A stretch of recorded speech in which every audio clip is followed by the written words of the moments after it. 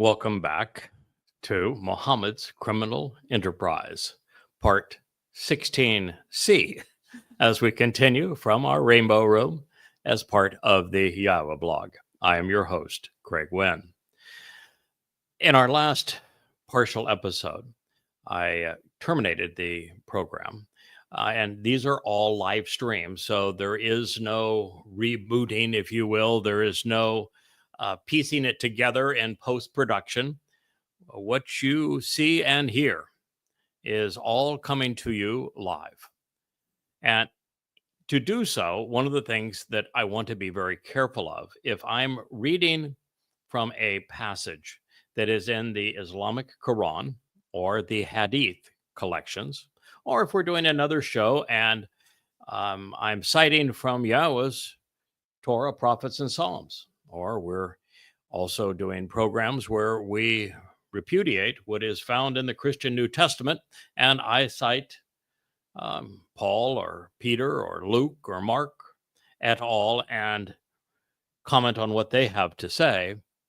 Well, my commentary is largely impromptu, extemporaneous with the material, because I know this material probably better than anyone on earth as it pertains to what makes Islam wrong, what makes Christianity fraudulent, and most importantly, what is there for us to know about who Yahweh actually is, what he's offering, and what he is expecting from us in return.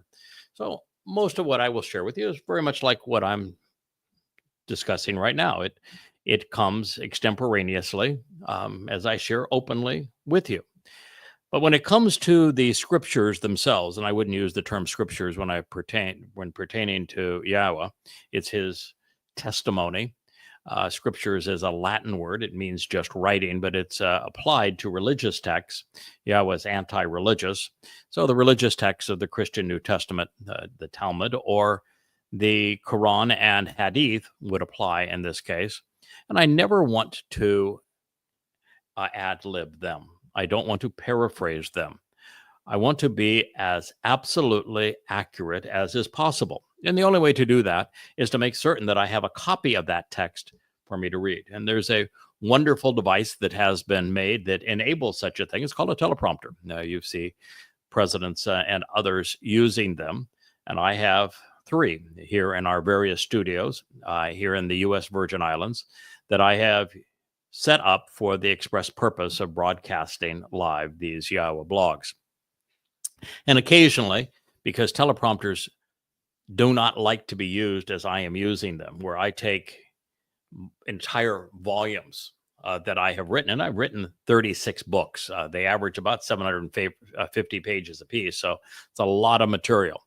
And I take the entire books that are filled with these translations and all of the relevant documentation and even some of the insights and commentary that can be gleaned from them, and I put them all into the teleprompter and then can read the passages accurately. And teleprompters don't much like working off of PCs, and I use here very large tablets to present this, because it's only with the tablet that I can maintain formatting, and formatting is very important when reading a translation, particularly if it is one that I have written based upon, well, in the Quran, in the case, I use interlinears to be as precisely accurate as is possible. But I also cite some 66 other English translations. But when I'm doing my presentation of Yahweh's testimony, all of those translations are my own. And I've spent enormous numbers of hours making them as complete and accurate as possible. And so it's much easier to present on a laptop, and there's none of these teleprompters that, much like laptops, they prefer you to run things on puny little tablets. And that just does not work for my formatting. And therefore, on occasion, we will have to stop a program and say, we need to regroup and get the equipment to cooperate. Now, in this particular instance, this is an exceedingly important program because it is the conclusion of Mohammed's criminal enterprise. And we've had a couple of glitches, and I have to now come back and conclude them. And one of the things we could have done is simply to delete what we had done previously and part A and part B of this 16th episode of Mohammed's Criminal Enterprise. But that's not our style. I want you to see this raw and unfiltered. It's important that you know that I know what I'm talking about and that I can make this relevant for you, because literally the survival of the state of Israel, the survival of Jews, and then beyond them, the very survival of all humanity is predicated on you knowing what I am sharing and being able to respond to it intelligently. So with that much at stake, I don't ever want to erase anything. And so here we are with a fresh beginning of Mohammed's Criminal Enterprise, the story of first blood and Islam, and the Quran celebration of the abduction, death, and booty that was derived from the exchange between the first Muslim militants and the merchants of Kaabaville, the very people who had built the Kaaba, had developed the religion of Islam, including the prostration prayer, the zakat tax, the circumambulation, the veneration of gods and goddesses there, the Hajj, really everything that's important in Islam, even Ramadan, which was recently celebrated, all of it was conceived and nurtured by the Quraysh, who were the victims of this raid. And that in itself is important for you to understand, because since the Quraysh became the first bloodbath in Islam, and these people were Muhammad's extended family and neighbors around the Kaaba, the very custodians of the Kaaba, the ones who actually came up with the idea of calling it a mosque, where the prostration prayer would take place. Every aspect of Islam was conceived by the very people that Muhammad was now killing. And the reason that's important is that by killing them, Muhammad could claim their religion for himself, and that is the religion of Islam, the very religion that those Muhammad was killing had conceived and were nurturing. And it's very similar to what happened later as we go further into the surahs that were revealed in Yathrib, today's Medina, during the first 10 years of the Islamic era following the Pledge of Aqaba, which was a promise to wage war against all mankind.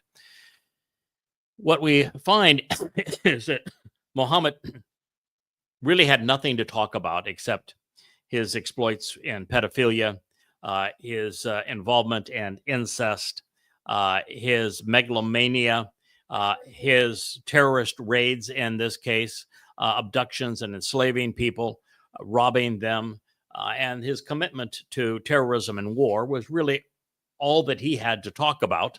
And he ran out of any material that would create any sense of religiosity for the Quran. And he wasn't all that bright, and Allah wasn't much of a help.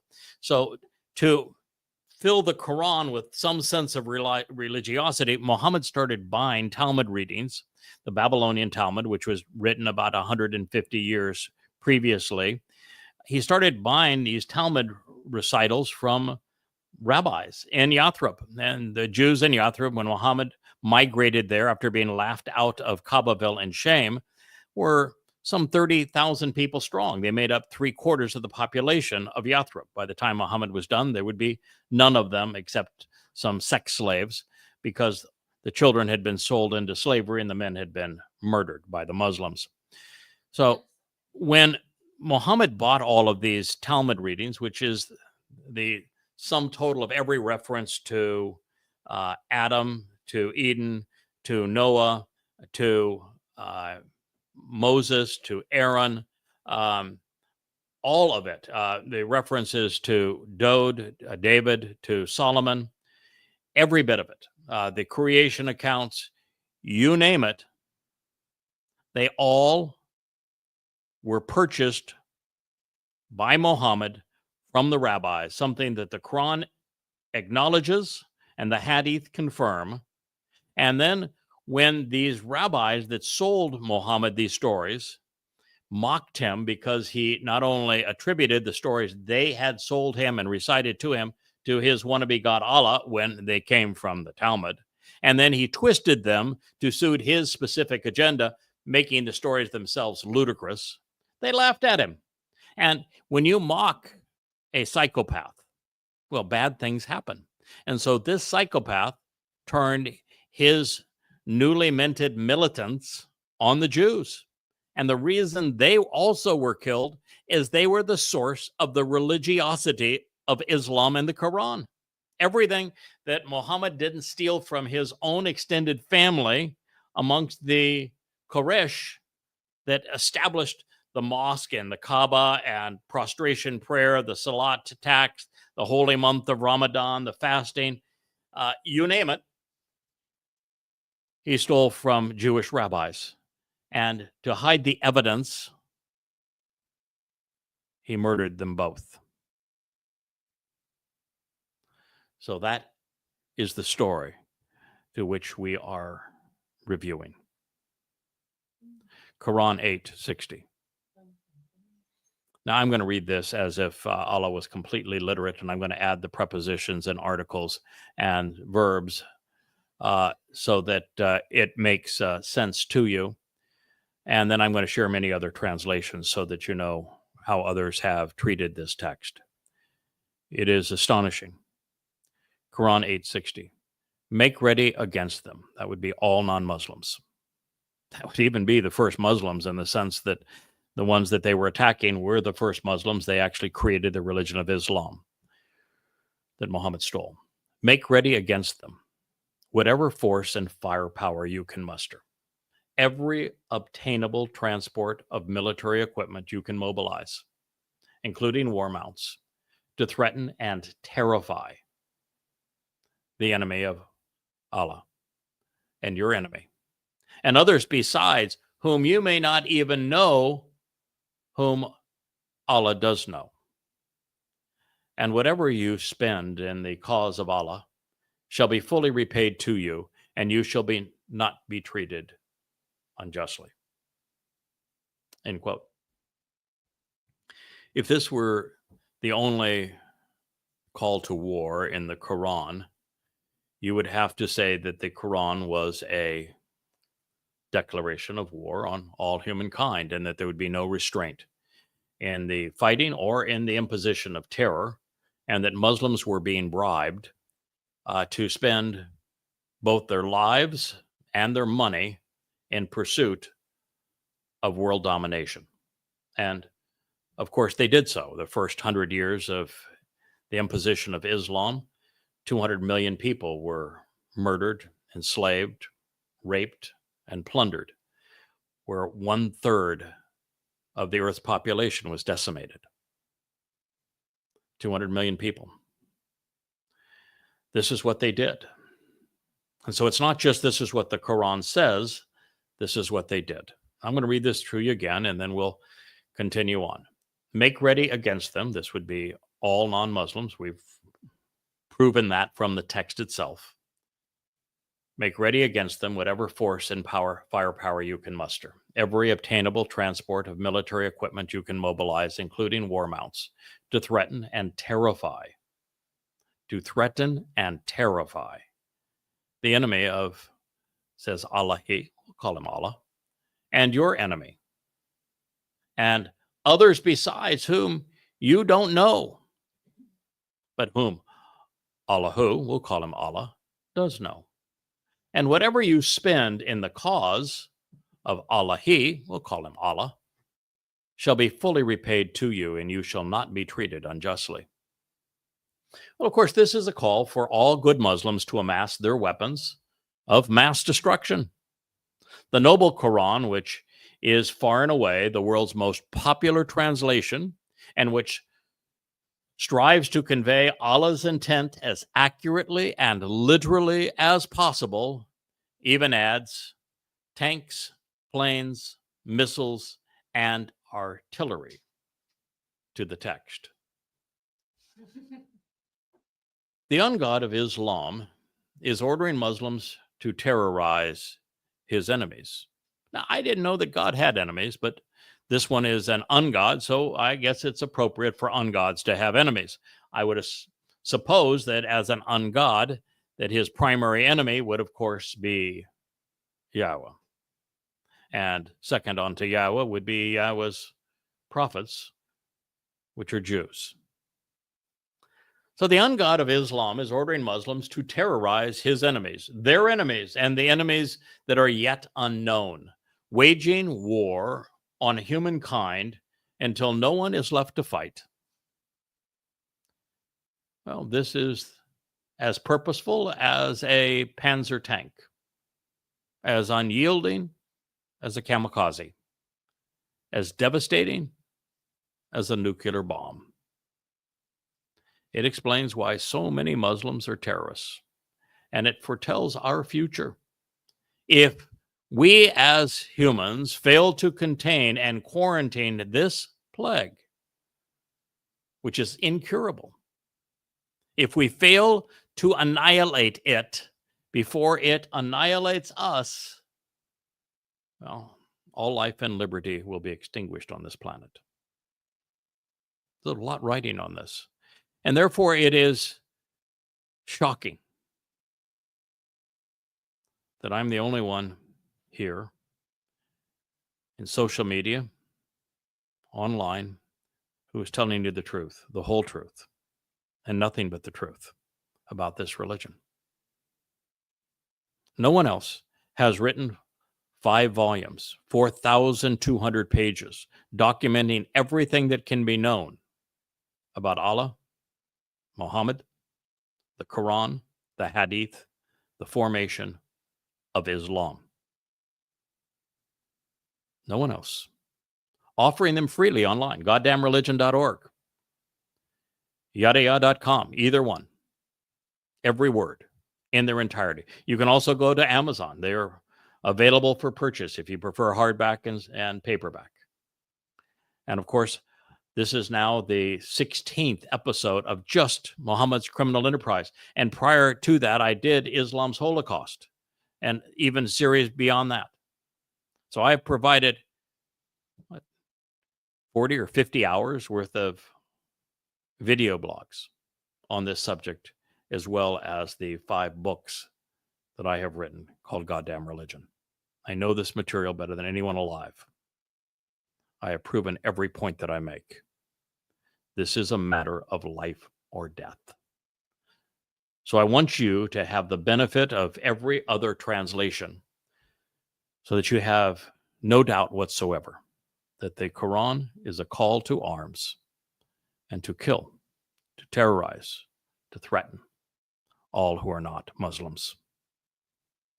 Muhammad Assad wrote, "Hence, make ready against them whatever force and war mounts you are able to muster, so that you might deter thereby the enemies of God, who are your enemies as well, and others besides them of whom you may be unaware, but of whom God is aware, and whatever you may expend in God's cause shall be repaid to you in full, and you will not be wronged." End quote. Now, in this case, there was the Arabic word ilah for God was never written. And yet in this translation, we read the title God, 3 different times. In the text of the Quran itself, in the Arabic, it says ilaha, ilahu, and ilahi. It means thee for him, thee to him, and thee for her. It is replaced in most translations by Allah. Replacing it by Allah is a stretch because that's not what it was written, but to replace it with God is deplorable. It's indefensible. It's scholastically unjustifiable. The clear Quran wrote, "Prepare against them what you believers can of military power and cavalry to deter Allah's enemies and your enemies, as well as other enemies unknown to you but known to Allah. Whatever you spend in the cause of Allah will be paid to you in full, and you will not be wronged. So when we are told that you must fight in Allah's cause throughout the Quran, when we are told that jihad is fighting in Allah's cause in the Quran, how would you define Allah's cause in the context of this statement, which just said that you must muster every military armament at your disposal to threaten and terrorize Allah's enemies, your enemies, and enemies still yet unknown to you? Has Allah not defined what is his cause? To fight, to threaten, to terrorize non-Muslims is the cause of Allah, as defined by Allah in his Quran. Safi Kas wrote, prepare whatever forces you can so that you might frighten God's enemies and yours, and to frighten others unknown to you, but known to God. Whatever you may do in God's cause will be repaid to you in full, and you will not be wronged. End quote. Well, again, he substituted Allahi, Allaha, Allahu for God, even though the Arabic word for God was not written in the text. And he turned threaten and terrorize to frighten.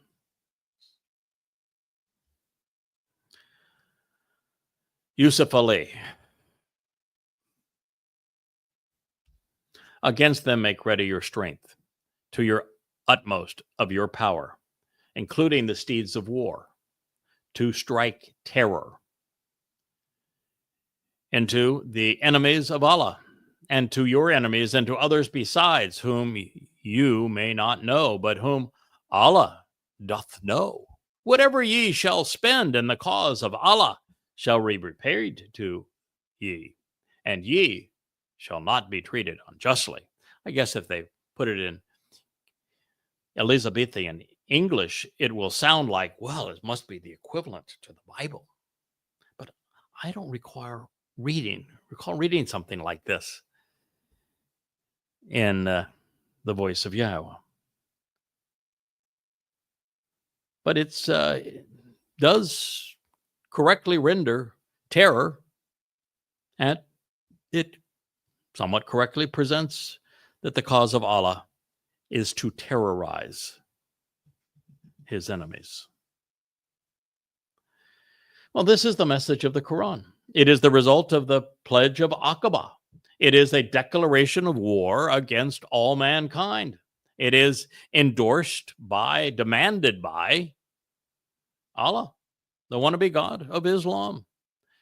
Well, since the Quran is the constitution of Islam, there is no possibility that the religion is going to be moderated or reformed. Nothing has or will change. And as I said in part B of the 16th episode of Muhammad's Criminal Enterprise, because the 8th surah is among those revealed late in the chronological order of the Quran. It was revealed, obviously, in Yathrib, today's Medina. And it follows the 2nd surah. And in 2:106, Allah says that if we change our mind and we come up with something better, then we abrogate what we have said previously. We throw it into oblivion. And what we say now is all that counts.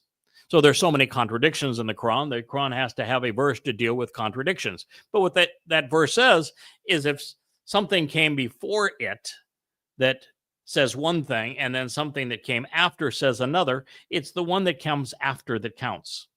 So if any one of the 80-some Quran surahs that were revealed in Kaabaville, actually Petra, although they claim Mecca, was peaceful, it wouldn't matter, because it would be annulled by these, which are declarations of war. All of the Yathrib surahs, those revealed in what is now called Medina, were revealed in the last 10 years of the Islamic era, and they're all a call to terror and to war, to kill. And so it doesn't matter if you can even find a peaceful verse early in the Quran in terms of not the numerical order, but the chronological order, because it was annulled by these. Further, this notion that terror and killing is a function of radical Islam is nonsense. It is the Islam of the Quran. No Islamic terrorist group has corrupted their religion. It is their religion that has corrupted them. All good Muslims are terrorists. The Quran just said so. Islam was conceived to enslave and annihilate humankind. Muslims will continue to arm themselves and justify jihad until there is no one left to plunder or kill. Should you be the last victim, please be responsible and turn out the lights on the human experience. Muhammad survived mankind has survived the beasts of Rome and Roman Catholicism, even the Third Reich. But for most, that will not be the case with Islam. While not capable of destroying the world on its own, there are so many alliances tied to the extraction, purchase, and transportation of oil. Non-Muslim nations will oppose one another, and they will even work with or oppose China and Russia, being on one side or another with Europe and America on the divvying up of oil in the Islamic Middle East. And because of that, governments are afraid to tell the truth about Islam for fear of offending the source of energy that they are enriching and therefore funding their own funeral. And so we are in a death spiral where either someone other than just myself starts to speak out credibly, knowingly, boldly, rationally, intelligently against this religion, sharing the Quran and Hadith, telling the truth about Allah and Mohammed, the fact that this is a war manifesto, that it is a declaration of war against all humankind, then there really is no hope for life on the planet.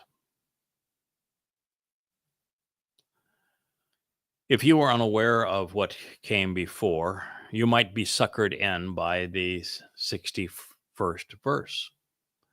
It reads, Quran 8:61. And if they incline to peace, then you incline to it. But put trust in Allah. Indeed, He, all hearer, all knower. Quran 8:62. But if they intend to deceive you, then surely Allahu is sufficient for you. He, the one who supported you with His help and with the believers by giving you followers. Imagine that.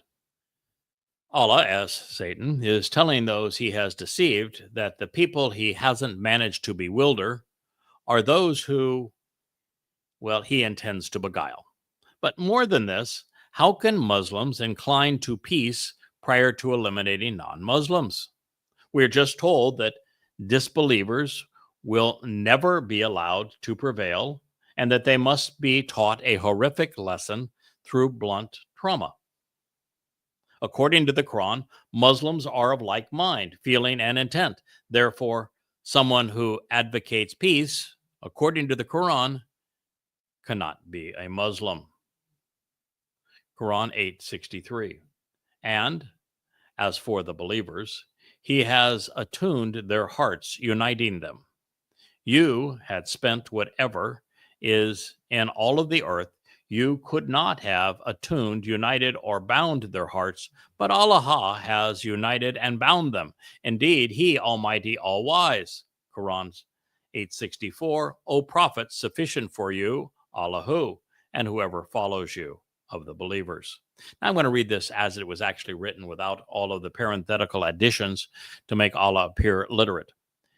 And he has attuned their hearts, uniting them. If you spent whatever in all the earth, you not attuned, united, or bound their hearts, but Allah united and bound them. Indeed, he, Almighty, all-wise, O prophet, sufficient for you, Allahu, and whoever follows you of the believers.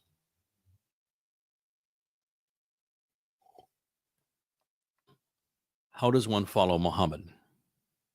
They do as Muhammad did. What did Muhammad do? He went out and attacked his own brethren, the very custodians of the Kaaba. He told his goons to kill them and abduct them for ransom. And this was just the beginning. And what has Allah said thus far? That you must fight and kill the non-Muslims until the only religion is Islam, and you must muster whatever weapons you can against them so that you can threaten and terrorize them. And whatever you spend pursuing the cause of Allah will be refunded to you, including your own life. The first to interpret this surah said, Ishaq 3:26, if they ask you for peace on the basis of Islam, submission, make peace on that basis, but be of one mind by his religion. So the only way that you can stop the onslaught of the Islamic war machine is to submit to Islam. While the previous two verses are virtually incomprehensible, especially in the midst of this killing spree, they provide a particularly odd segue into one of Allah's most ominous lines. Quran 8:65. O prophet. Now, by the way, the Quran itself will contradict itself and say that Muhammad was not a prophet. And it's obvious that Muhammad was not a prophet, even though the Quran here is saying, O prophet, because of the fact that there was not a single prophecy issued by either Allah or Muhammad that came true. Not one. If there ever was an example of a false prophet, it's these two, Allah and Muhammad. They proved that they should not be trusted. When Muslims say the Prophet Muhammad, they either don't know what the term prophet means or they're unaware that Muhammad never issued a single prophecy. The reason they use the title is because the title was used by the rabbis in Yathrib. And Muhammad assumed that since Israelites were prophets when speaking for Yahweh, that, well, their guy speaking for Allah ought to be a prophet too. But guess what? It comes with a test and a set of criterion. In Dabarim 18, the only chapter that Muslims like to mine to claim that's their guy when it says specifically that he isn't their guy, there is a test as to who qualifies for a prophet. There are 6 points in it. Muhammad failed every one of them. So, non-prophet, inspire and motivate, urging the believers to al-qital, the fight. And then in parenthetical in the translation, conquering fear or of death. If, they forgot there, are 20 steadfast among you, they will kill, overcome 200. And if are 100, they will overcome 1,000 of those who disbelieve, because they, the disbelievers, are a people without intelligence, comprehension, or understanding. So, O prophet, of which that is a lie, inspire and motivate, urging the believers to fight. To fight. No other word to translate al-qital. It is fight. If there are 20 steadfast among you, they will overcome 200. 10 to 1. If you are 100, they will overcome 1,000. 10 to 1. They are a people without intelligence, comprehension, or Islam or understanding. That being true, why is the average IQ of the Muslim 30 points below, almost 35, below the average IQ of a Jew, their primary enemy now? The average Jewish IQ is 115. The average Muslim IQ is 70. That's what, 45 points difference. Fact is, you have to be completely stupid, barring on illiterate, to believe this nonsense in the Quran. It's easily the worst book ever written. It is inaccurate historically, inaccurate scientifically, foolishly repetitive. Some themes are repeated 500 times. It is grossly immoral. The vast preponderance of it is plagiarized, either from the Haniths in Yemen, who were Arab converts to Judaism, or twisted Talmud stories from the rabbis of Yathrib. And all of the pilfered material was twisted to serve Mohammed's interests as situational scriptures. It is literally the dumbest, worst, most immoral, most unjustified book ever written. And Allah wants to pretend that those who don't accept it are the ones who are stupid, as opposed to the ones who do. Well, this is the math of terror. On September 11th, 19 good Muslims followed Allah's instructions, and they murdered 3,000 innocent men, women, and children, fathers and mothers, sons and daughters, brothers and sisters. They snuffed out their lives because Americans were a people devoid of understanding, well, specifically to Islam. And since that time, it has only gotten worse. On October 7th, fewer than 3,000, and now they're saying, well, maybe it was 4,000, 5,000, or 6,000 crazed and cruel Islamic terrorists, the majority of whom were not members of Hamas, just good Muslims, invaded Israel. And yet they brought a population of 9.4 million, 7.2 million of them Jews, to their knees. And based upon the way the world is responding to Israel's defense, the country is now fighting for its very survival. In today's anti-Semitic climate, worse than at any time in human history, the proliferation of Muslims in league with their progressive pimps is calling for the utter destruction of Israel and the annihilation of the Jewish race. The Sirah proclaims, Ishak 3:26, O prophet, exhort the unbelievers to fight. If there are 20 good fighters, they will defeat 200, for they are a senseless people and do not fight. They do not fight with good intentions for the truth. They were off on a terrorist raid to steal the property of others and their own family. That's the truth. Who could have imagined that someone referring to themselves as a prophet, someone claiming to speak for a God, could have been a proponent of unrelenting war? Or that anyone would believe that fighting to defend oneself from attack while being murdered was somehow inappropriate.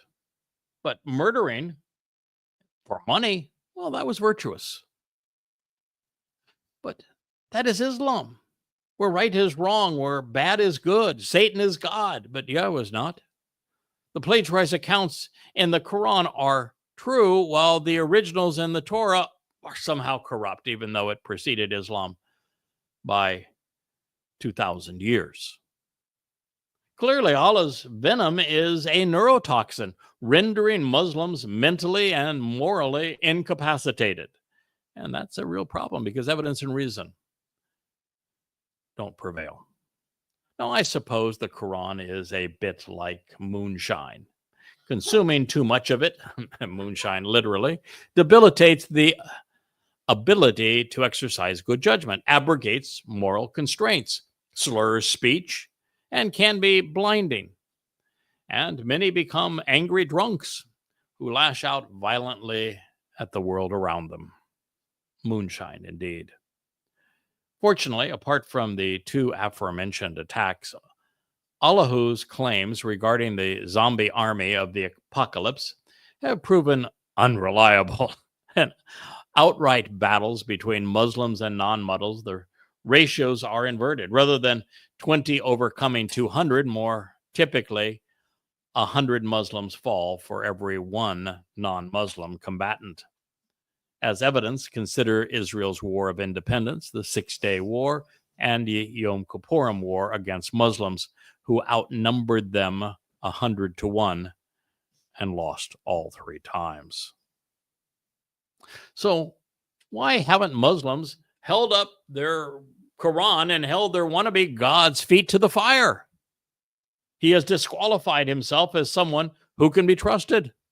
The opposite of what he claimed is true. But alas, Satan has a cure for that too. He told the senseless that it was the unbelievers who were mentally impaired. After all, they didn't swoon at his serotons or wax poetic over slaughtering balding merchants. Soon, by the way, you're going to have the opportunity to hear my response to the Serotan challenge, where Allah claims no one can best him at serotons. But I did. And my challenge has turned into a nifty song, and it has been produced. We're just adding the video elements to it so that there can be some dancing skeletons to bring this melody to life and light for you.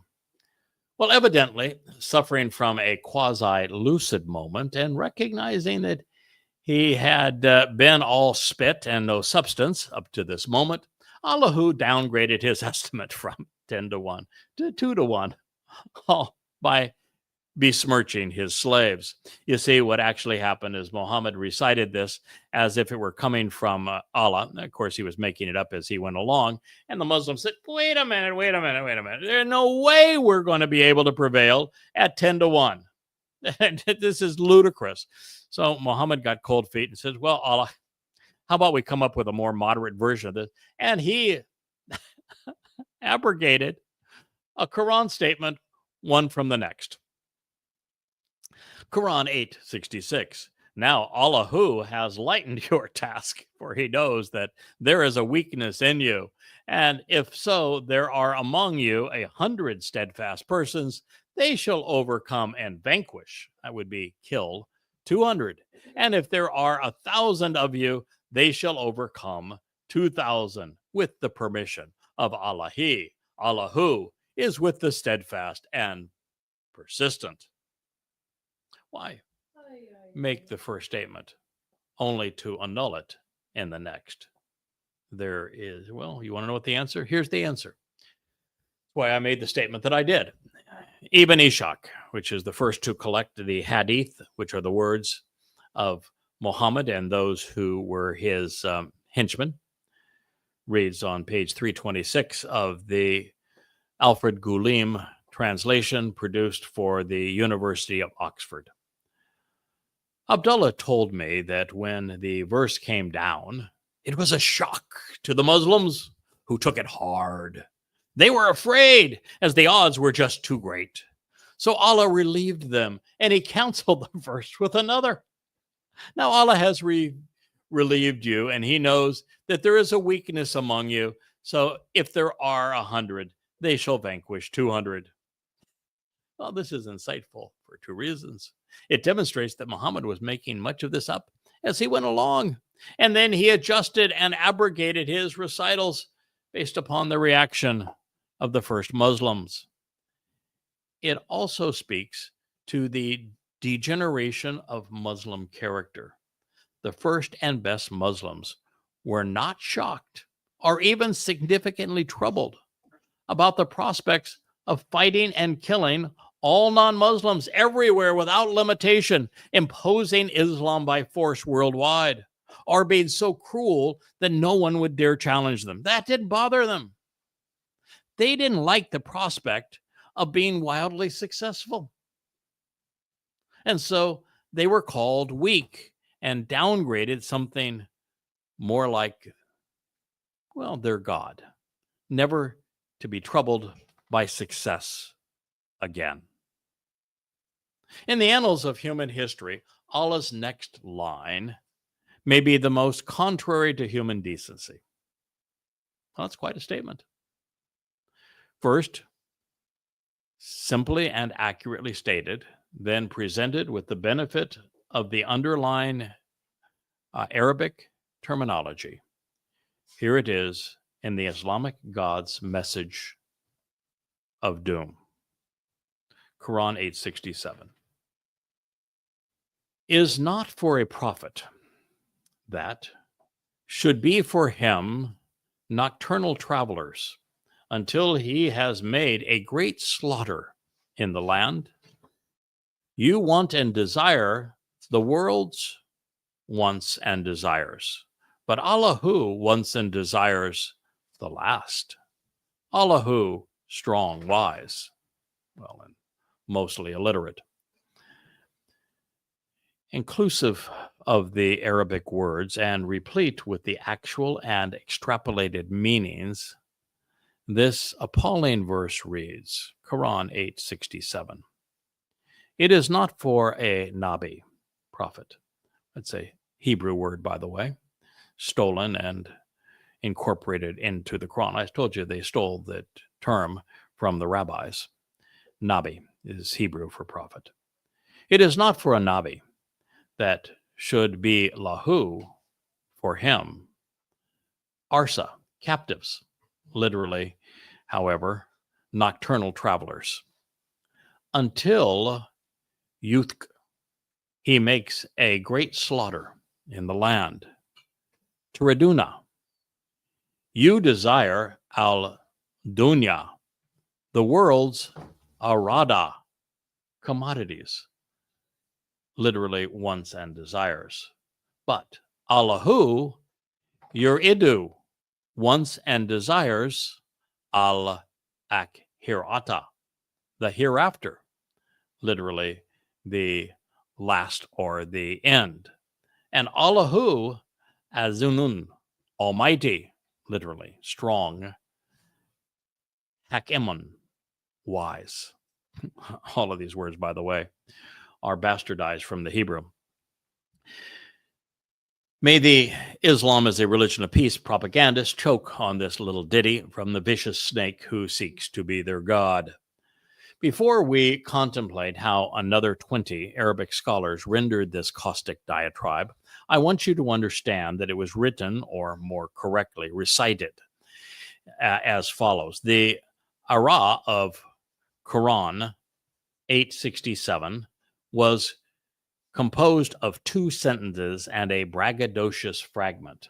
And while Allahu habitually surmises his diabolical rants by telling Muslims that he is mighty and wise, when all evidence is to the contrary, the good ungod seldom, the ungod seldom speaks in grammatically correct and complete sentences, making these statements uniquely important.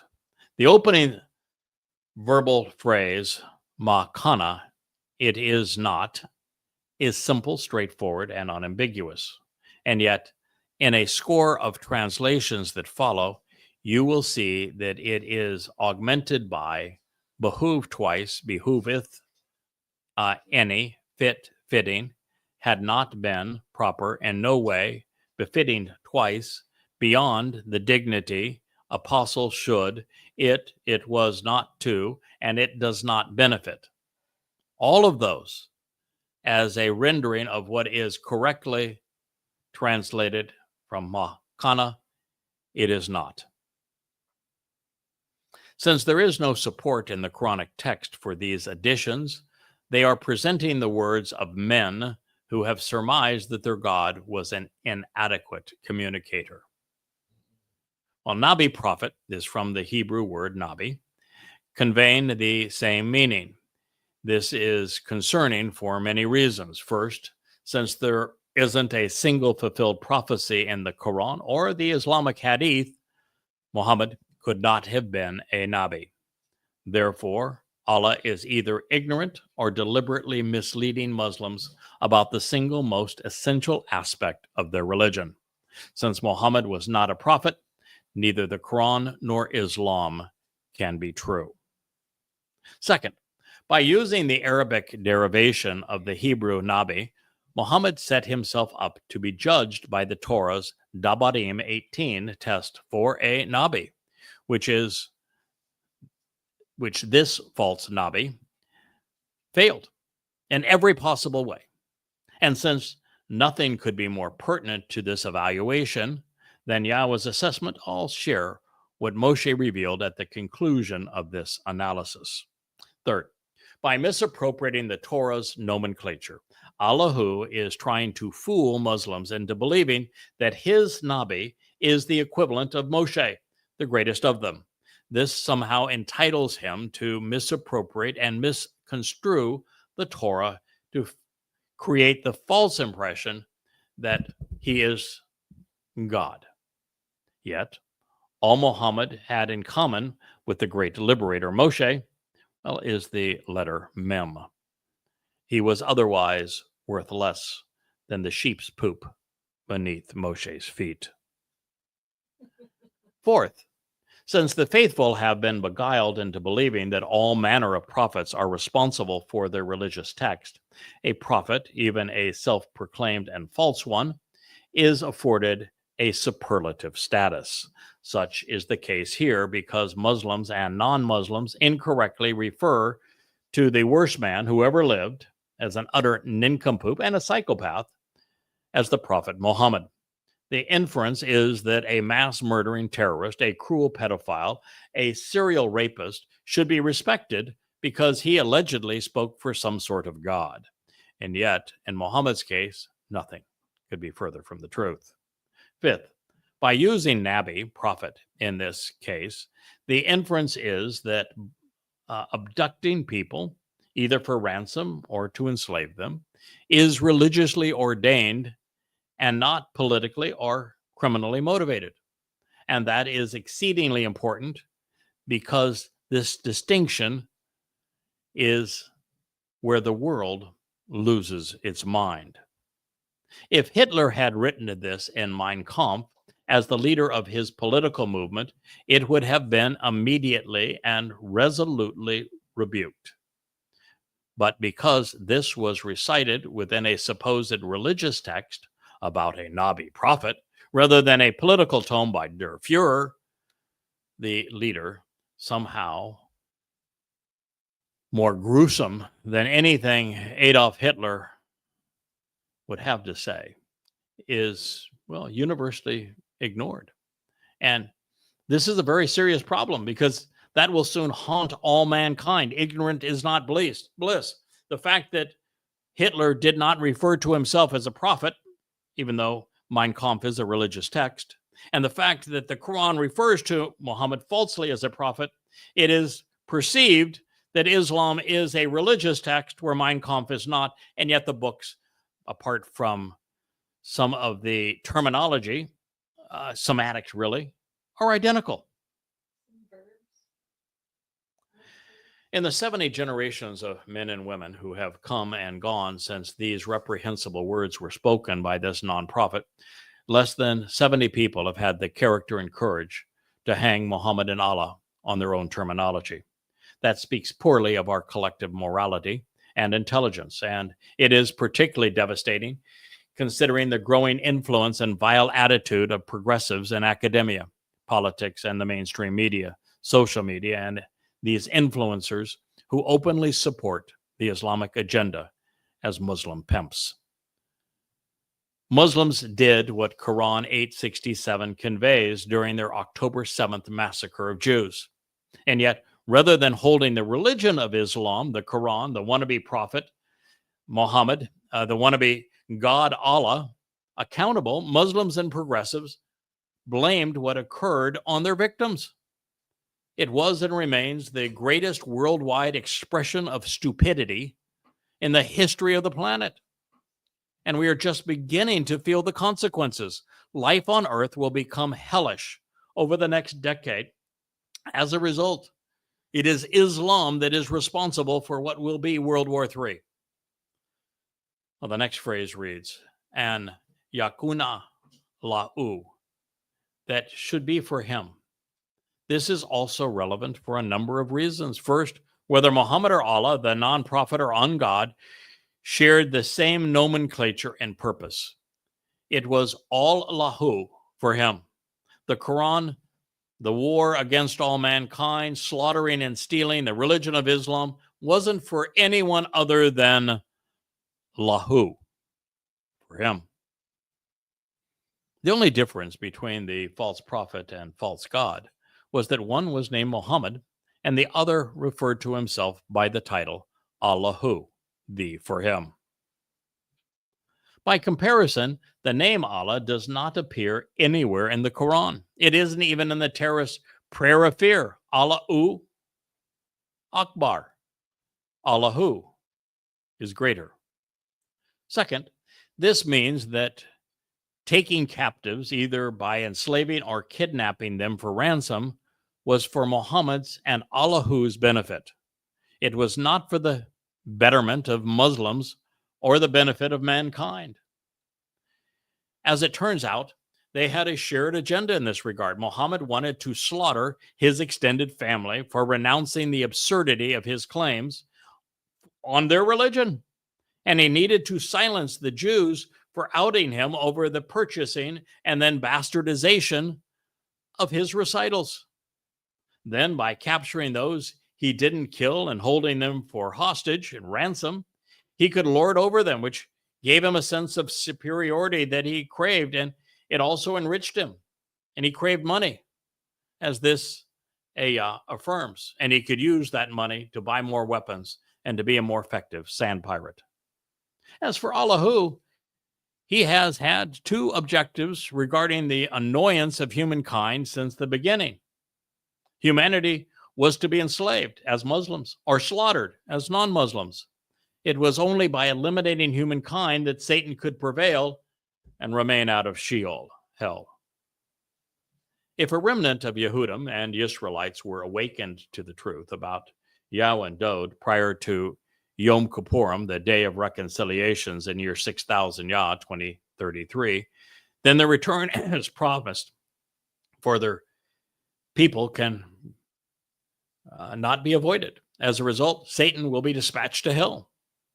The adversary's only hope was to control or kill everyone on earth such that there would be no one left to celebrate the intended family reunion, thereby keeping God away.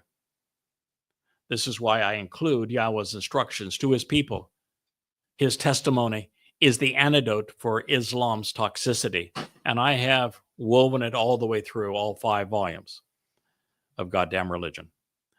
The contrast is astonishing. Third, Muhammad's dead.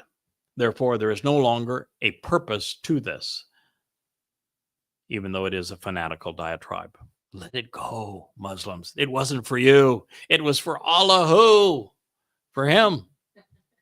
And fourth, as you will witness momentarily, the phrase, an yakuna lahu, that it should be for him, when untranslated, and all but one was the Muhammad Ahmed and Shirma of the 20 esteemed renditions of this recital that I'm going to cite for you.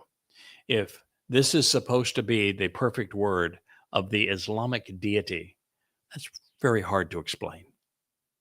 The next word in the surviving text of the Quran is asra. And while translated as captives or prisoners, it actually means a nocturnal journey when traveling under the darkness of night. It shares a common root with Isra, the night's journey, which is among the most embarrassing moments in Islam, when a flying donk mule trampled the religion, carrying a genuine ass aboard. Arsa is the feminine name, as a feminine name, speaks of captivating and traveler. Put them together and you have captivating those who travel, which is extrapolated to kidnapping caravanners. Arsa is also a variant of the name Ashra or Ashra, which means to pledge, as in the Ashra, to pledge war against all humanity in the Ashra of Aqaba.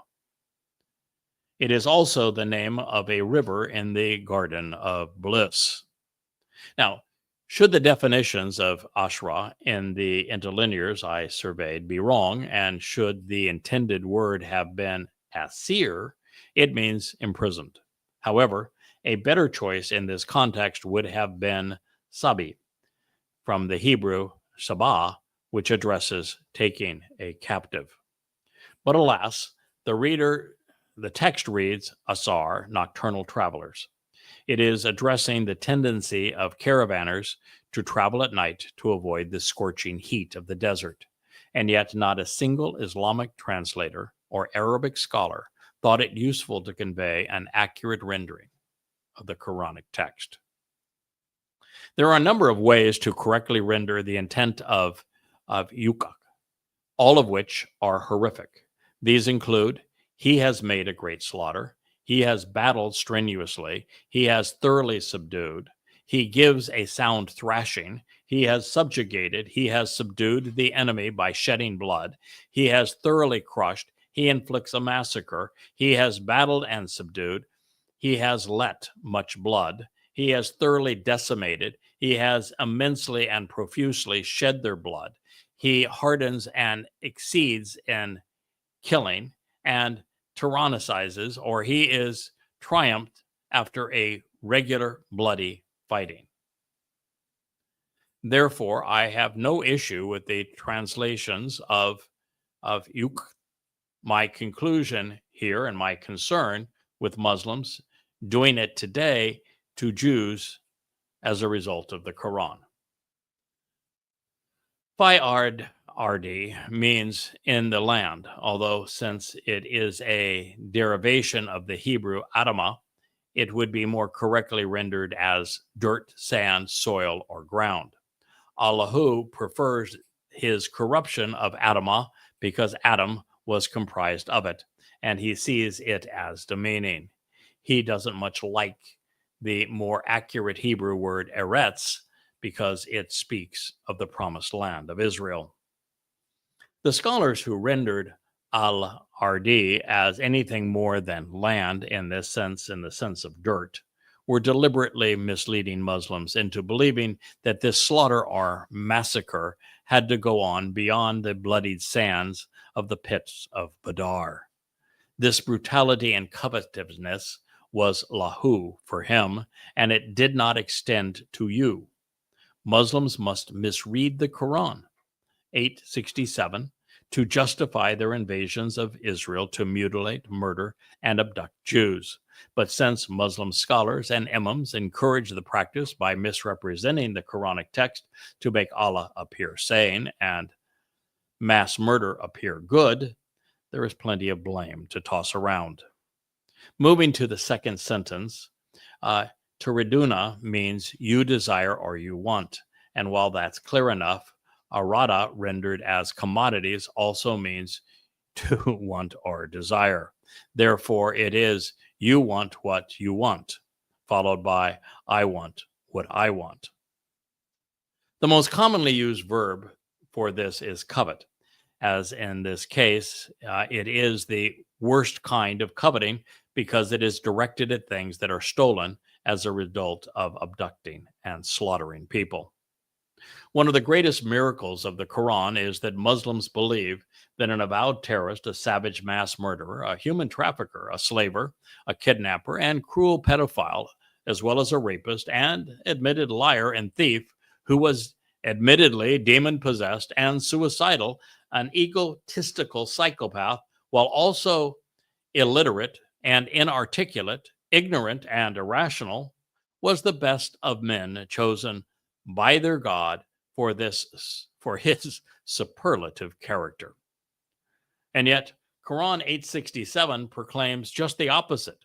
If it was true, then Muhammad was among the worst men in history. And if false, well, the Quran is a lie. Both turn out to be true.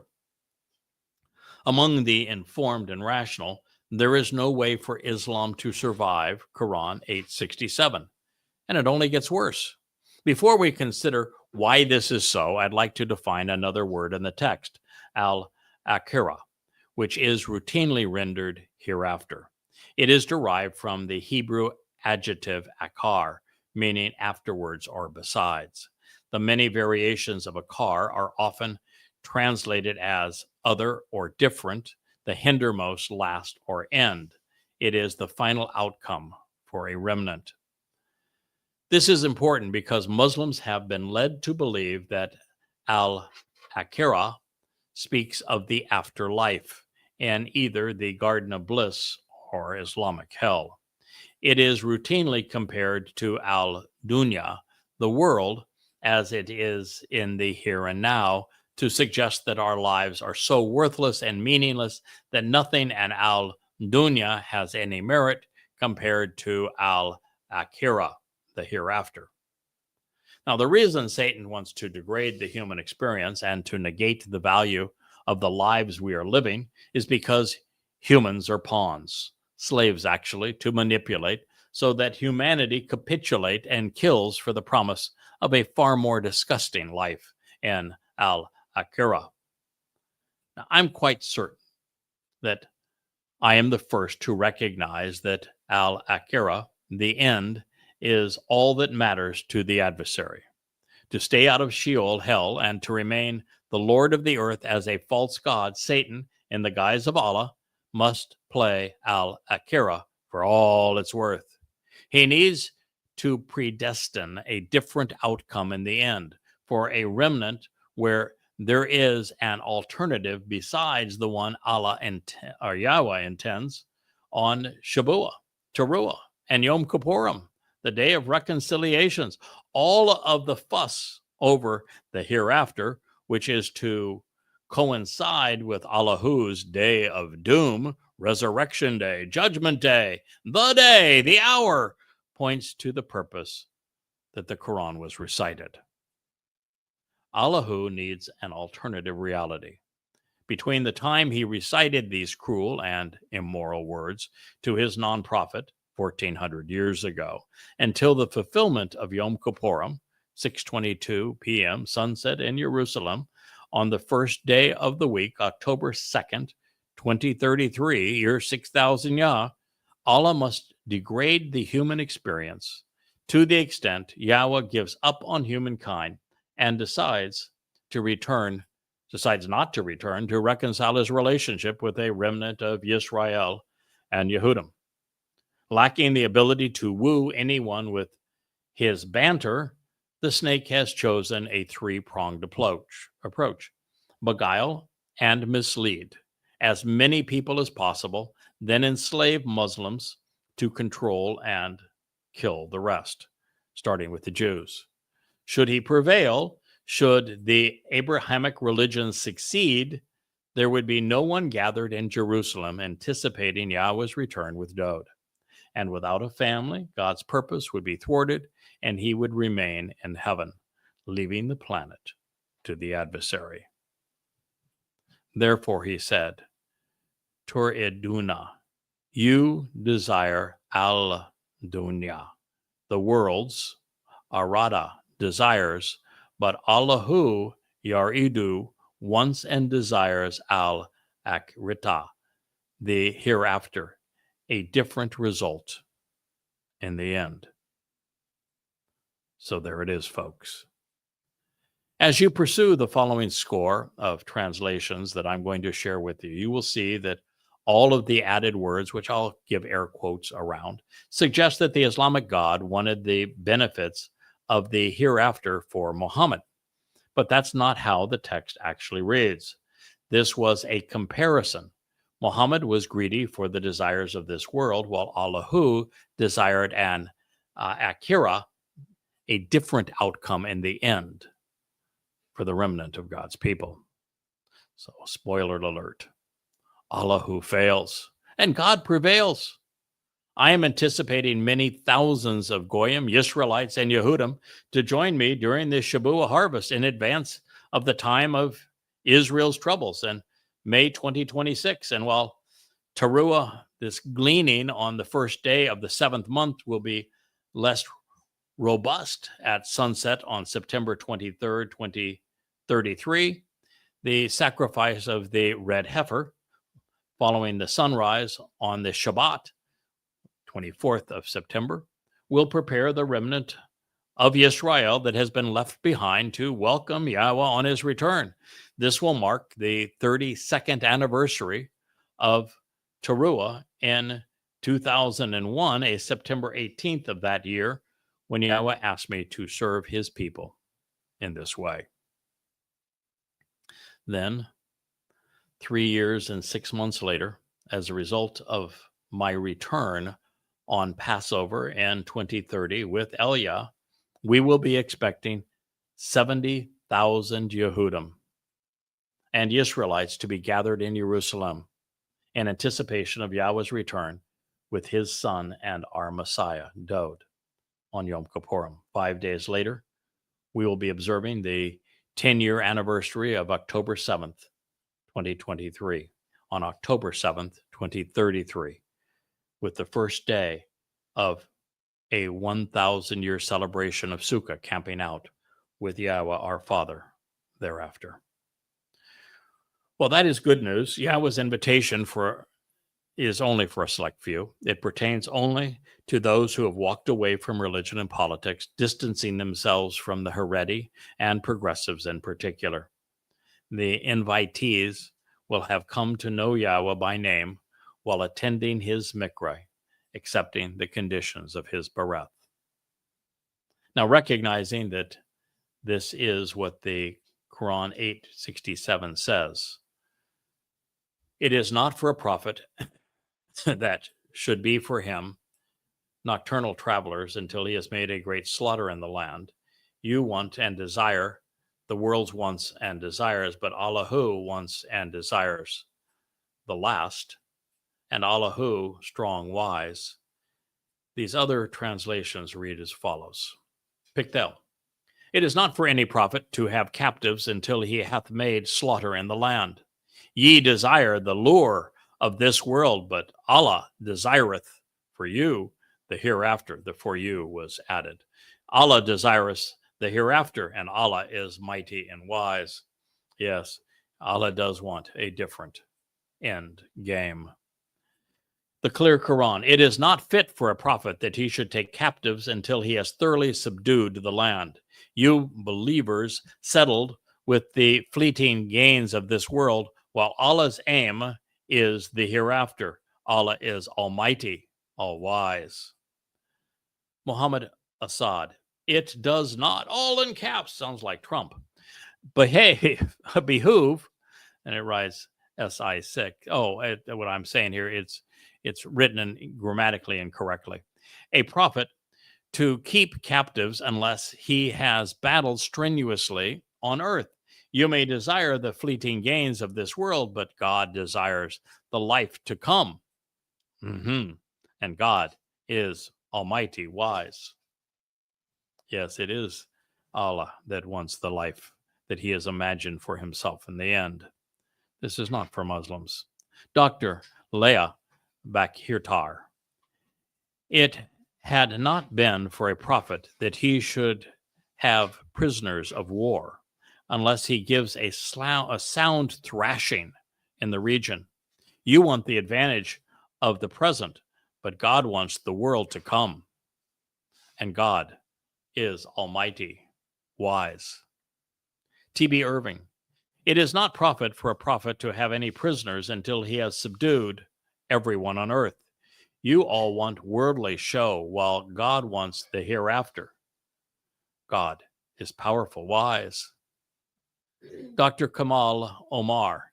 It is not for a prophet, and in parentheses, i.e., it suits him not, or it is not expected of him, that the infidels may become under him prisoners as an outcome of the treacherous catch or a silent kidnapping, unless and until the Muslim force engages itself in open and declared war on earth.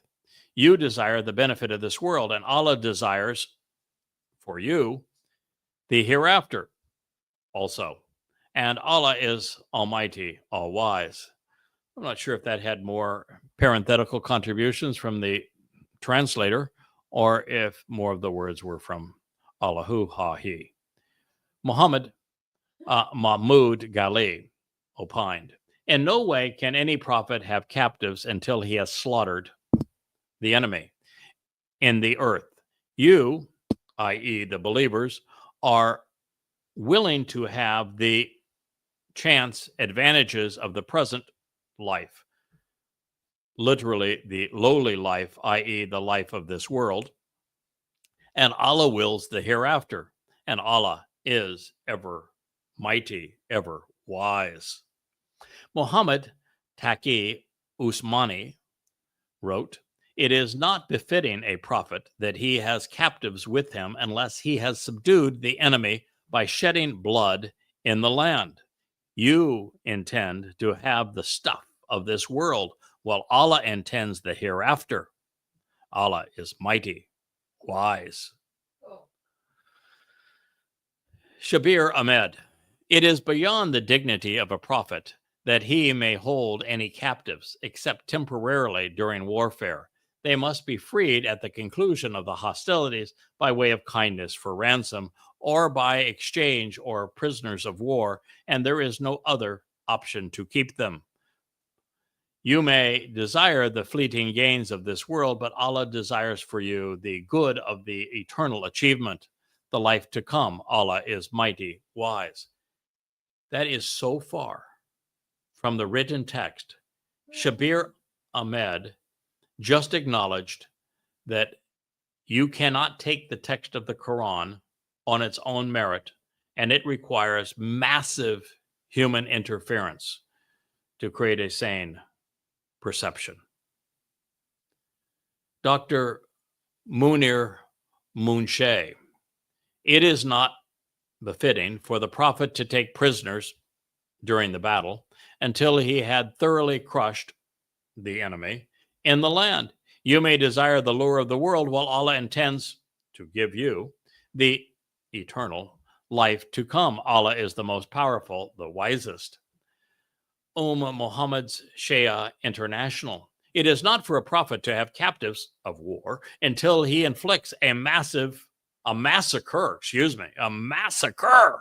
upon Allah's enemies in the land. Some Muslims desire the commodities of this world, but Allah desires, again, they add for you, even though that's not what the text says, the hereafter. Allah is exalted, mighty, and Gagme, wise. Abdul Majed Dar Yabadi. It behooveth not a prophet that he should have captives until he hath greatly slaughtered in the land. I guess if you say behooveth, then a great slaughter sounds more religious. Ye seek the gear of the world, while Allah seeketh the hereafter, and Allah mighty wise. Ahmed Ali. This is a paraphrase that suits a lot of the progressives who will pimp on behalf of these Islamic murderers. Ahmed Ali. No apostle should take, it didn't say apostle, did it? No apostle should take captives until he has battled and subdued the country, not people, the country. You desire the vanities of this world. Didn't say vanities, but God wills, didn't say God either. And then they put in, for you the reward, because it doesn't say that either, of the world to come. And doesn't say that, by the way, either. And God doesn't say that, almighty and all-wise. Aisha Brule. It is not fitting for a prophet to take captives until he has let much blood in the land. You desire the goods of the world, whereas Allah desires the next world. Allah is almighty, all wise.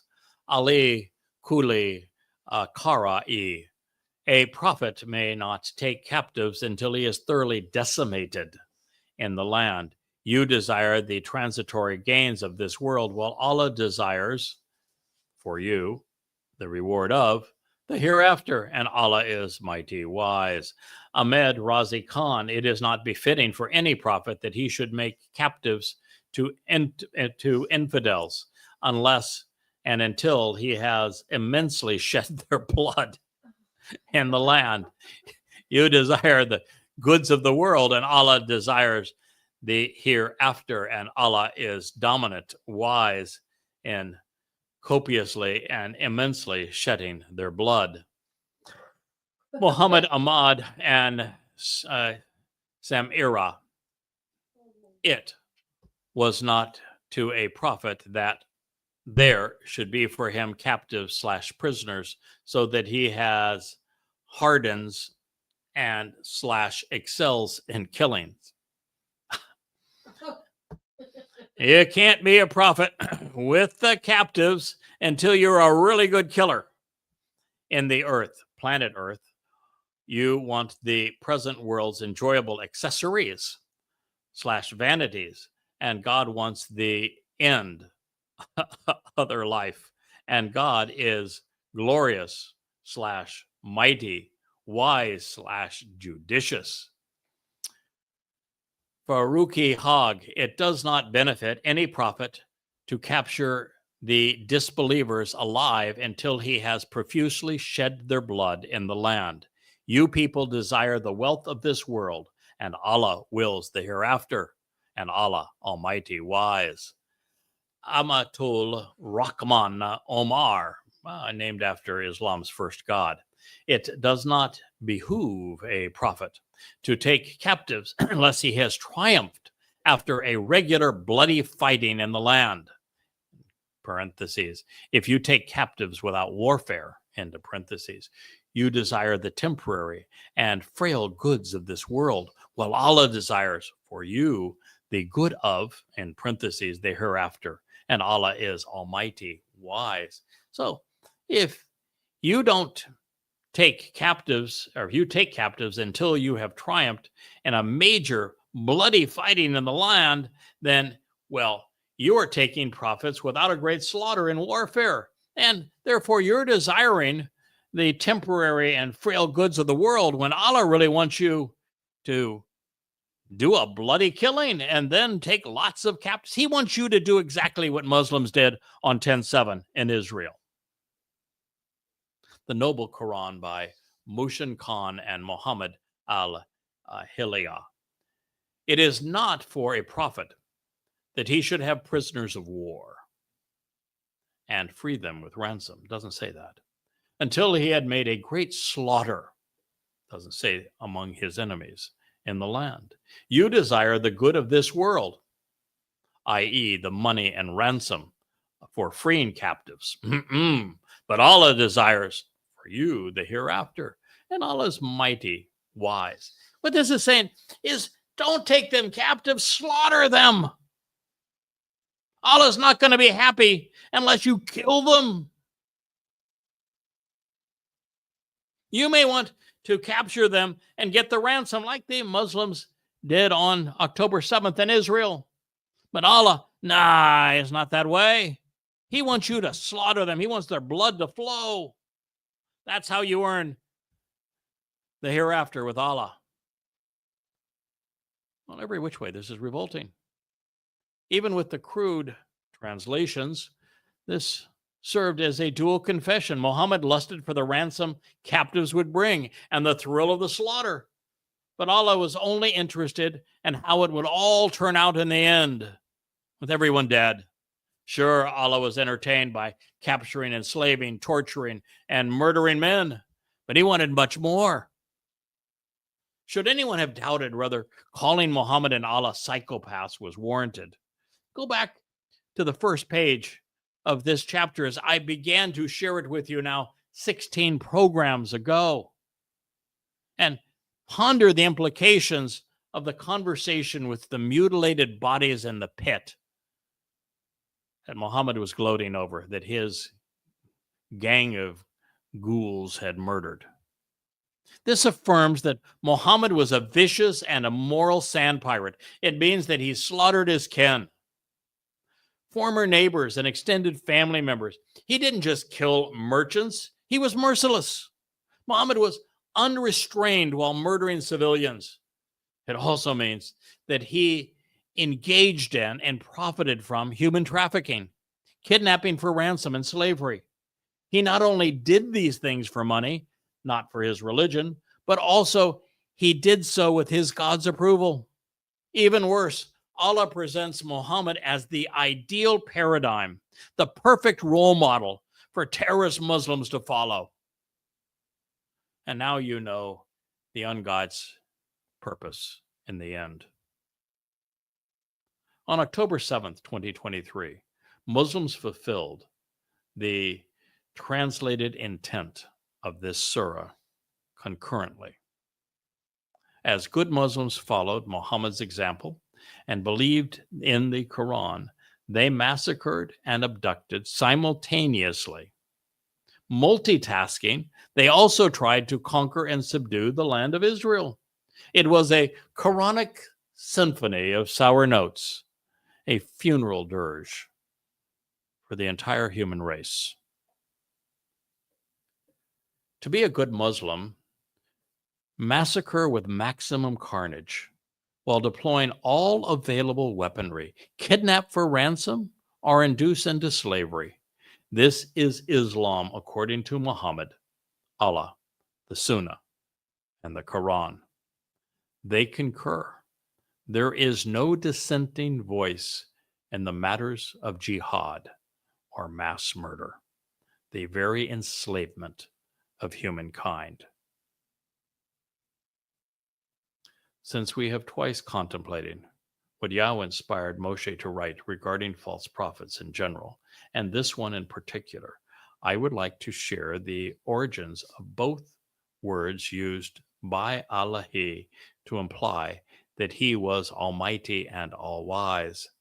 Azunun, typically rendered as almighty, is from the Hebrew word Oz, and its verbal root azaz. It speaks of physical or material strength and of prevailing through the use of it. It also serves as one of several Hebrew words for goat. In this context, it is paired with Azal to become Azalez, scapegoat. Azaz and Oz were the basis of the goddess of Al-Uzza's name. And when incorporated into Azab, it is to forsake, to abandon, and to damn. And that is why the Hebrew term for Almighty is Al, not Azaz. Clearly, Allahu lacks Azaz, physical strength, but he seems to fit many of the other derivations of Azaz and personifies Azab. Hikam, rendered as wise, is a concept foreign to Islam, Allah, Muhammad, and the Quran. The undeserved accolade was also pilfered from the Hebrew lexicon, where cham'am means wise, but also crafty, cunning, shrewd, subtle, and wily. As a korub, cherub, Satan was many of these things, but as a nakash, rendered as a snake, not so much. Now, returning to the scene of the crime and confessions of guilt after it, every word is so maniacal, perhaps we should buttress the Quranist presentations with another admission of Ishaq's biography of the messenger. Ishaq, page 326. Allah said, "No prophet before Muhammad took booty from his enemy, nor prisoners for ransom." Muhammad said, "I was made victorious with terror. The earth was made a place for me to clean." Ethnic cleansing. I was given the most powerful words. Booty was made lawful for me. I was given the power to intercede. These 5 privileges were afforded to no prophet before me. Egomaniacal, sadistic, a pure psychopath. No prophet before Mohammed took booty from his enemy, nor prisoners for ransom. Mohammed said, I was made victorious with terror. The earth was made as a place for me to cleanse. I was given the most powerful words. Booty was made lawful to me. I was given the power to intercede. These 5 privileges were afforded to no prophet before me. Well, there's no denying that Mohammed was unlike any actual prophet. Too bad he isn't condemned as such. The Sirah continues to interpret the Quran, Ishaq 3:27. Allah said, a prophet must slaughter before collecting captives. A slaughtered enemy is driven from the land. Mohammed, you craved the desires of this world, its goods, and the ransom captives would bring. But Allah desires killing them to manifest the religion. Mohammed, you crave the desires of this world, its goods, and the ransoms captives would bring. But Allah desires killing them to manifest the religion. Are you listening, Gronk? The very artificial unintelligence of X. Quran 8:68. Had not an ordainment from Allah preceded, predetermined, indeed, would have touched you for what you took, a great punishment. Had not a ordainment from Allah preceded, predetermined, indeed, you would have touched you for what you took, a great punishment. Allah is lecturing Muhammad. Once upon a time before Islam, slaughtering, pillaging, and enslaving were considered immoral, even reprehensible. But Allah, he fixed all of that. He is so merciful to the most merciless. Quran 8:69. So enjoy, eat what you took as lawful booty and good plunder, and fear Allah. Lo, verily, Allah, oft forgiving, most merciful. So enjoy and eat what you took as lawful booty, as good plunder. And of course, fear Allah. Yeah. He is forgiving of those who commit great slaughters, terrible abductions, who steal. In other words, the prophet was given a special dispensation. Since he had shown himself worthy and had been willing to slaughter and abduct his kin, the ransom was just his reward. Imagine that. Since you're my boy, revel in the loot, celebrate the butchering of your family, and turn your murderers into martyrs. It'll be fun. We're all learning Islam now.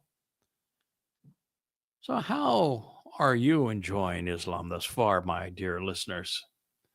Is this what you expected? Is there anyone who thought that the Quran could be this bad? And speaking of bad, it literally reads, so eat what you have taken. The only acknowledged booty was people. This, however, was not the first time that Allah, as Satan, has endorsed cannibalism. Human flesh and blood are on the menu during Ezekiel's presentation, feast that Satan intends to celebrate when he arrives in Jerusalem in the years prior to Yahweh's return. In fact, there are so many similarities between these books that Satan inspired. To appreciate them, I would encourage you to read the abominable and venomous volumes of Babel. Now, while we can surmise that Allah promises to be the most merciful to the merciless, this snake is laughing through his fangs and popping out of his scales while calling himself oft forgiving and most merciful. It is ridiculous after expounding upon the virtues of grand larceny, armed robbery, abduction for ransom, human trafficking, and effecting a great slaughter and bloodletting. The Hadith agrees. Ishaq 3:27. Allah made booty lawful and good. He used it to incite Muslims to unity of purpose So enjoy what you have captured. This is how a Muslim envisions the world. Quran 8:70.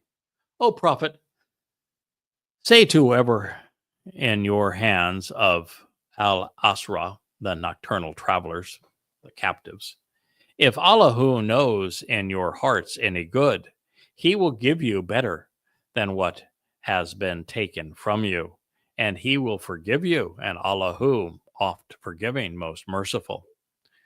Quite frankly, you captured them because you wanted to trade them for booty, and you wanted the bucks that booty would provide.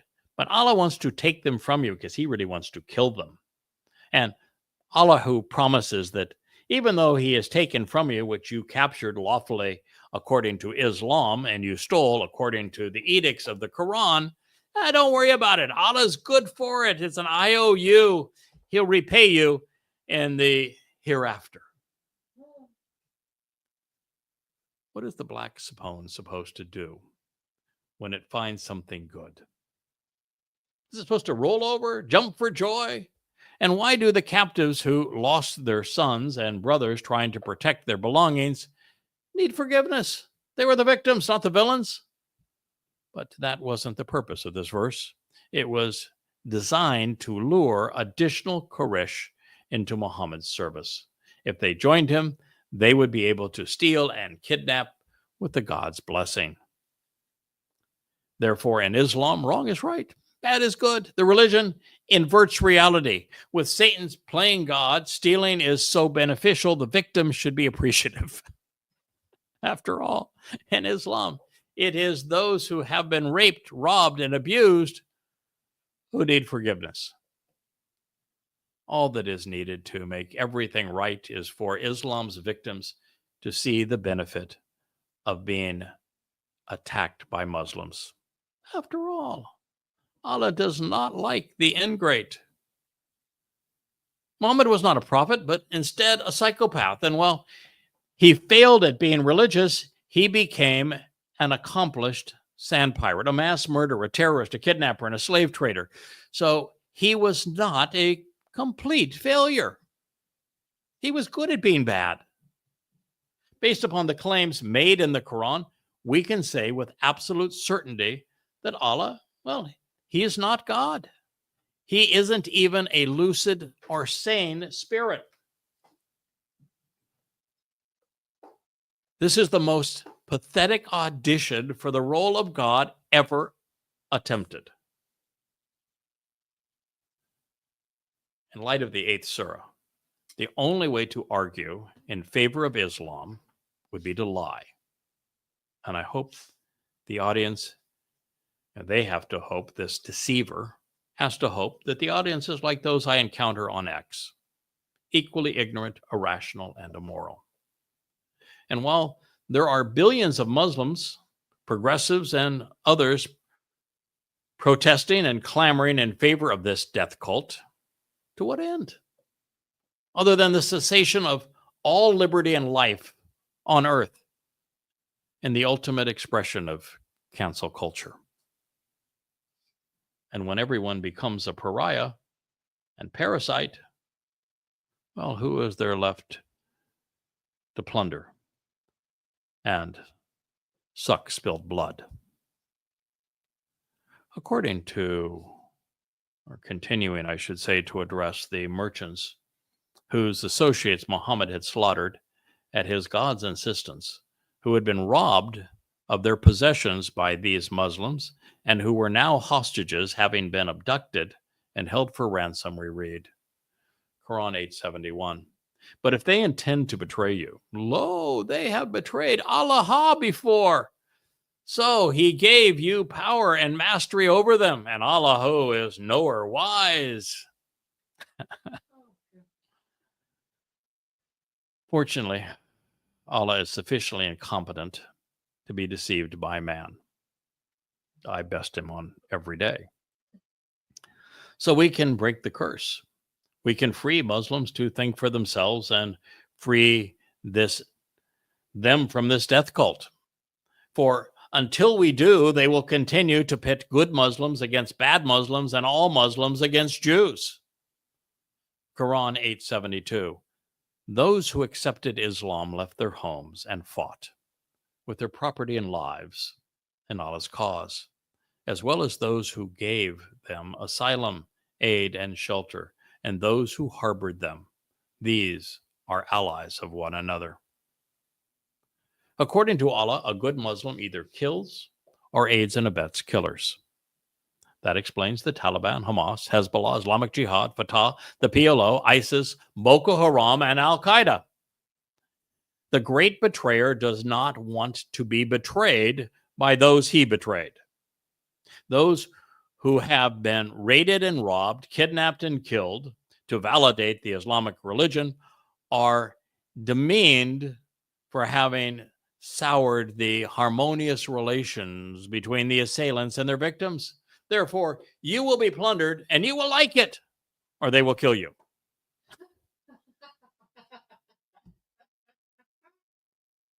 The reason that Allahu has devoted the 8th surah to dehumanizing his prey, such that Muslims can religiously steal and slaughter them, is that they refuse to believe that Satan was God, that a psychopath was a prophet, and that this drivel was divine. All of the fuss and feathers over this issue, lack of faith and capitulation to the devil. That's what all this was about. And that, for what? There will be a grievous punishment, and humanity will burn should he continue to prevail. It's Islam against the world, folks. Quran 8:72. You notice I'm not skipping anything. I'm giving it to you in its entirety. In fact, in Prophet of Doom, I cover the entire goddamn Quran from first verse to last verse, putting all of them into the context of Muhammad's life. Lo, those who believed and hajar, immigrated, and jihad, strove to fight with their property and lives in the cause of Allah, and those who give asylum, shelter, and help, some of them allies of one another. But those who not believe and not hajar, immigrate, not for you from their protection from anything until they immigrate. But if they seek your help in the religion, upon you to help them except against a people with whom you a treaty or alliance, and Allahu all-seer of what you do. Well, there are 3 criterion Muslims must meet. They must believe lies. They must leave their homes and families, including the Kaaba, and flee to a place not of their own and steal it from Jews. They must be jihadists, fighting and killing, plundering and enslaving at Allah's command. That does not sound like a good idea to me. How about you? The first of these deprives an individual of family and friends. The second will cost that person their soul. And the third comes at the cost of mortal lives. But heck, it's a small sacrifice for the opportunity to have constant sex with boys and girls in paradise. Well, the second half of the first sentence is a bit of an enigma. While Allah may have meant to say that those who provided asylum, shelter, and assistance to the Islamic refugees are counted among them, that is not how it reads, nor is it consistent with what was about to fall the Jews who had done these very things on behalf of the newly minted Muslims, because they would soon die. Moreover, those who did not leave their homes to fight were considered apostates, not helpers. In the second sentence, the intent is to say that if a Muslim remained behind in Kaabaville and did not follow Muhammad across the desert to Yathrib, then it's off to hell with them. Even if they were to seek assistance in the failed religion, now that Muhammad had become a sand pirate and profiteer at the head of his new crime syndicate, all bets were off. But think of this, rather than the pilgrimage to the Kaaba, which is what the Quraysh, the ones that were killed and abducted, were orchestrating, now it's if you don't leave the Kaaba and come to the realm of the new criminal enterprise, and its godfather, well, was off to hell that way. So what is the pilgrimage? It's to Mohammed. All people, places, races, and nations are either Muslim or the enemies of Islam. And while that makes Islam and the Quran incompatible with all else, it is what follows that is so devastating. Quran 873. Those who disbelieve are allies to one another. So if you, Muslims, do not do this, make victorious Allah's religion of Islam, there will be fitna, trials and temptations, turmoil and confusion on the earth, and a great fas'udun, mischief and corruption. That's a declaration of war to the bitter end. By definition, then, all good Muslims are bad people. Islam makes them that way. We have witnessed Islam in action. The ungod and his non-prophet have revealed their true identities, their motivations, and their rage. There is no retreat from the battlefields of Badr. As with the Nazis documenting their barbaric behaviors, Muslims chronicled their deeds. Their doctrine cannot escape the damage that it did to itself in the month of Ramadan, AH2, March 624 CE. The books of Ishaq, Tabari, Bukhari, Muslim, and the one of Allahu, the Quran, agree. The verdict is unanimous. Islam is a plague. Its founder was a pirate, not a prophet. We know this because they told us so. The more you come to know about this religion, the more obvious it becomes that the world would be better off without Mohammed, Allah, the Quran, Islam, or Muslims. And while neither God nor I are fans of Judaism, Christianity, progressives, conspiratorialists, right-wingers, politics, or patriotism, they are only ancillary problems relative to Islam. And should you be interested in those rebukes, well, then you can read my Babel series, Twistianity series, as well as the more uplifting An Introduction to God. Driving this dubious delirium home, Allahu continues to tout Aman, faith, Hajir, migration, and jihad, fighting, as the pillars of Islam. According to the Quran and its God, this is the essence of what defines a Muslim, and it is all for Allah.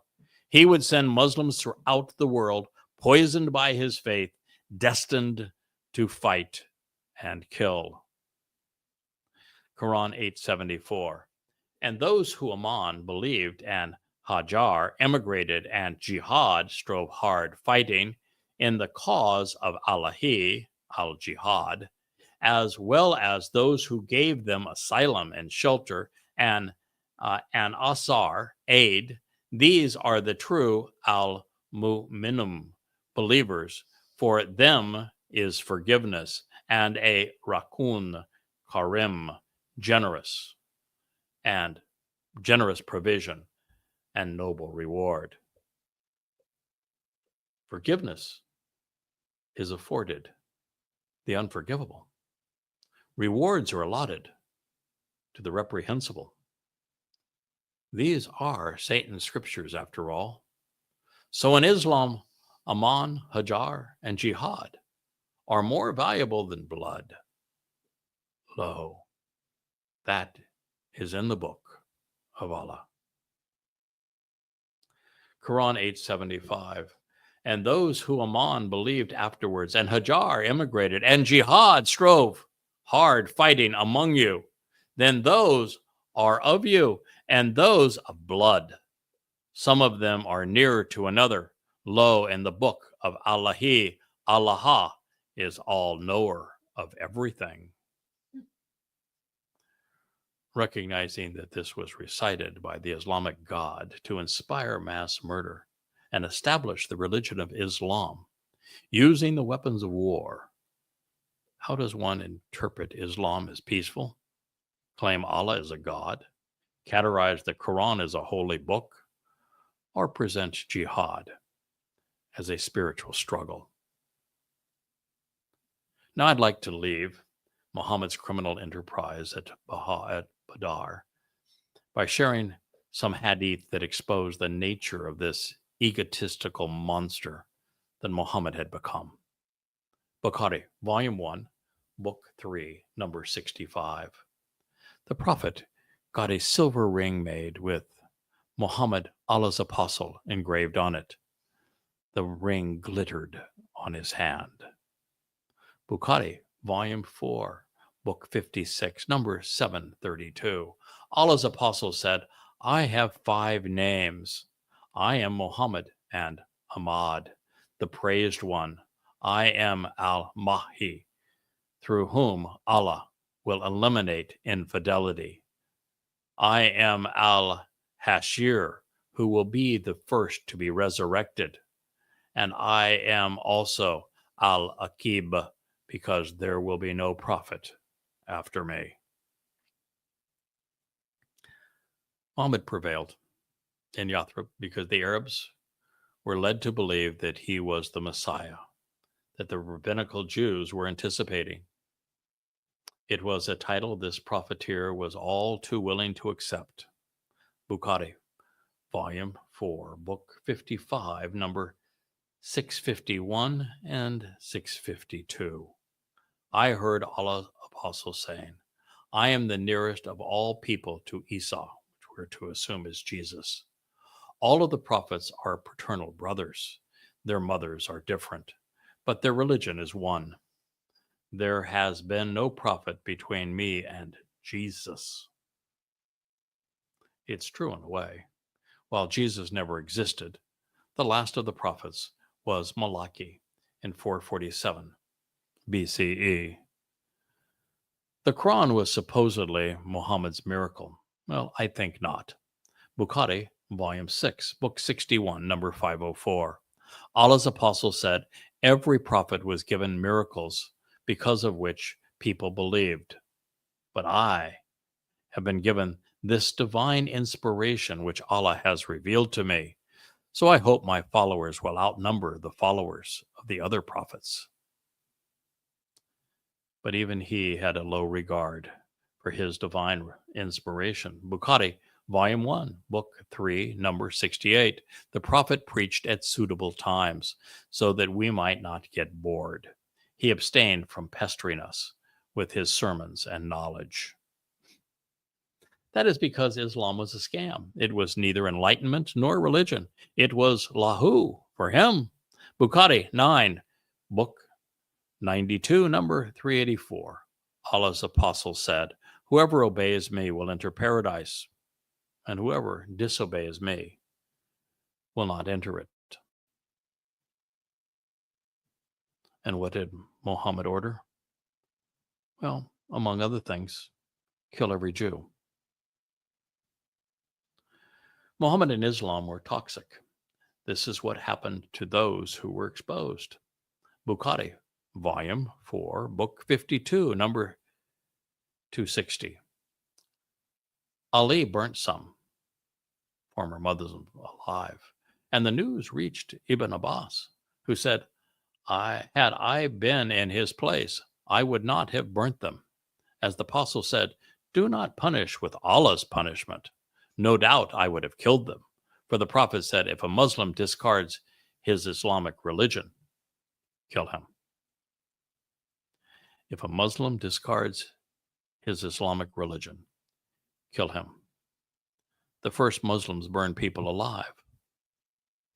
But one of Muhammad's most esteemed followers said, no, I would not have burned them alive because that's Allah's punishment. Allah gets to burn them alive. We just get to send them to Allah so he can be sadistic.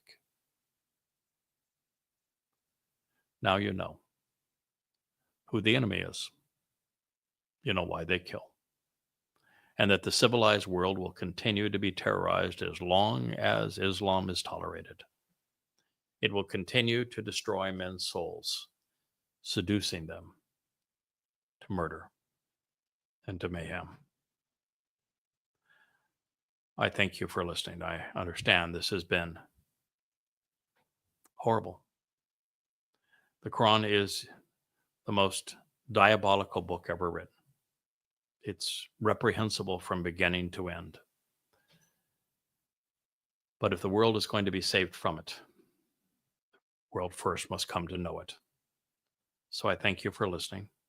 I am Craig Winn. This has been the final edition of Mohammed's Criminal Enterprise.